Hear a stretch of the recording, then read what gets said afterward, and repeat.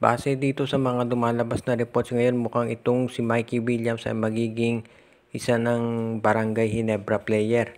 O di kaya at the very least, ito'y mapupunta sa SMC.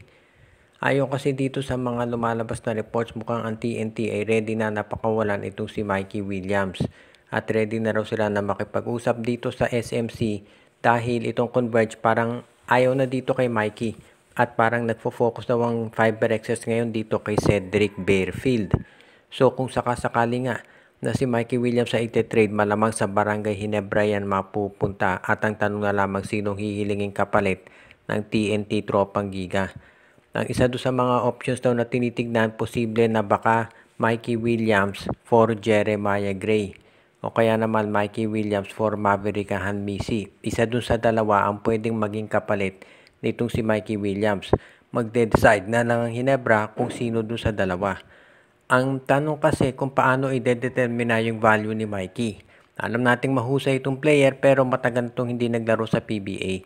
So baka ang maging ka-equal value nito talaga si Jeremiah Gray. Na si Jeremiah Gray, ang tagal na rin na hindi naglalaro dito sa PBA, kailan lang nakabalik. Ngayon, kung sasamahan ng TNT yan ng isang first round pick o isa pang player, baka pwede na maging si Maverick Hanmisi ang kapalit. Depende na lang siguro kung ano mapag-uusapan ng dalawang panig. Kung sakasakali nga na ito si Mikey Williams ay matuloy dito sa Barangay Ginebra, magiging sabihin na nating reunion yan kasama itong si Troy Rosario na dati rin nila na player. Kaya sa tingin ko magiging maganda to para dito sa TNT sa Barangay Ginebra at sa TNT Tropang Giga na rin. Dahil sa nakikita naman natin ay parang patas itong magiging trade dito at hindi naman natin masasabi na ito yung tipo ng trade na magiging problemado o problematic. Samantala naman, ang isa pa nating nakikita dito na posible na maging trade transaction kung sakasakali ay itong dito sa San Miguel Beer. At ang magiging trade naman ay para dito sa rights ni Greg Slaughter.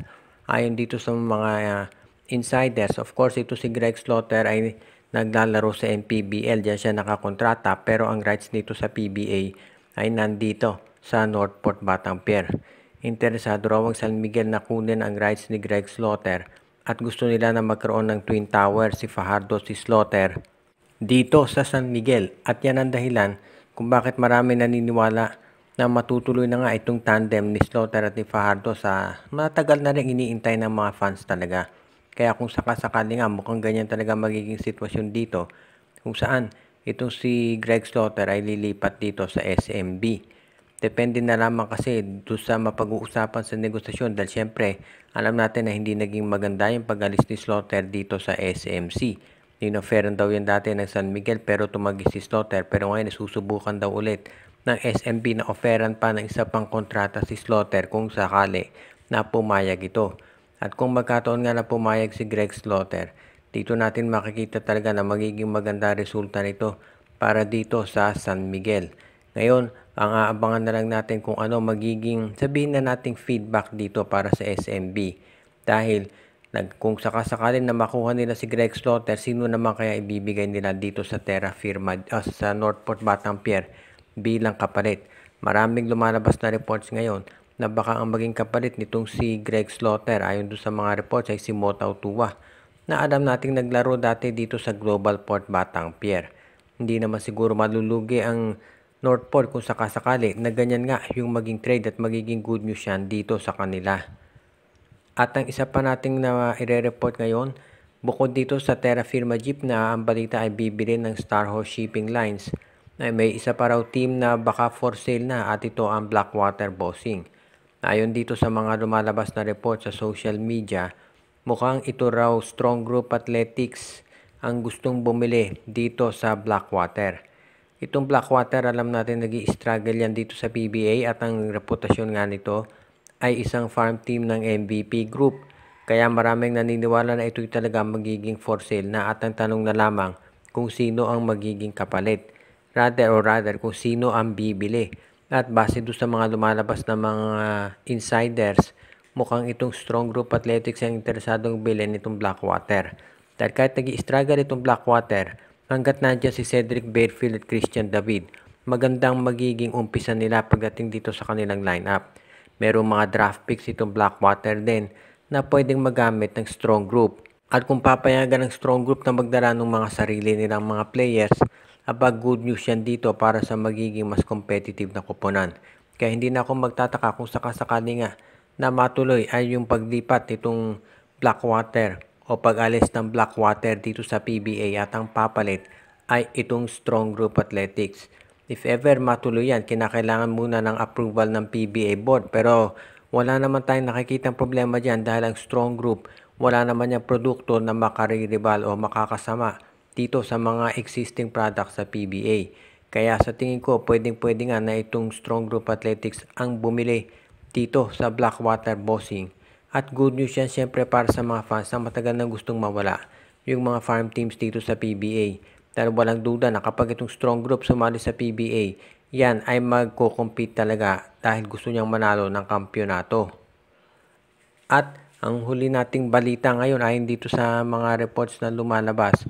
Mukhang ito raw Converge Fiber Excels ay naghahanap pa rin ng mga additional na mga players na may dadagdag nila dito sa kanilang rotation. At pasi dito sa mga napag-uusapan ngayon, mukhang ang gusto raw idagdag nitong Converge Fiber Excels ay isa pang scorer dahil mukhang determinado raw sila na wag nang maging masyadong aasa dito sa iilan lamang nila na mga players dito sa kanilang koponan. Kaya good news ito para dito sa mga fans ng FiberXS kung magdadagdag sila ng isa pang scorer. Ang kabilang daw doon sa mga tinitignan na options nitong Converge ay itong si Kenneth Taffin mula dito sa Phoenix Fuel Masters.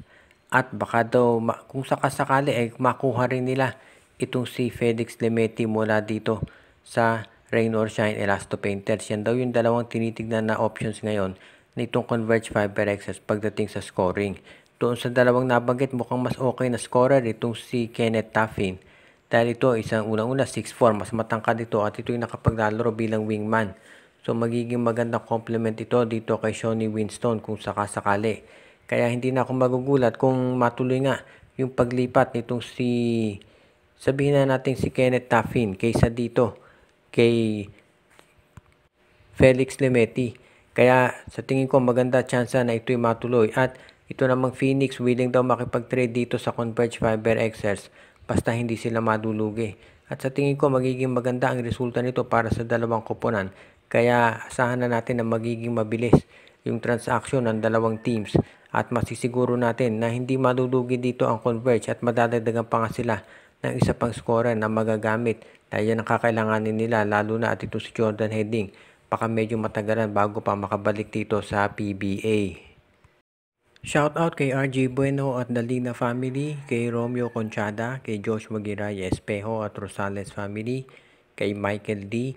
Binabati din natin si Katsakino Dukusin, si Ireneo Salangsang, si Dalmacio de Guzman, si Enju, si Malyari Mascarinas, si Dexter Domer, Anthony Alon at ang iba pa natin ng mga taga-subaybay.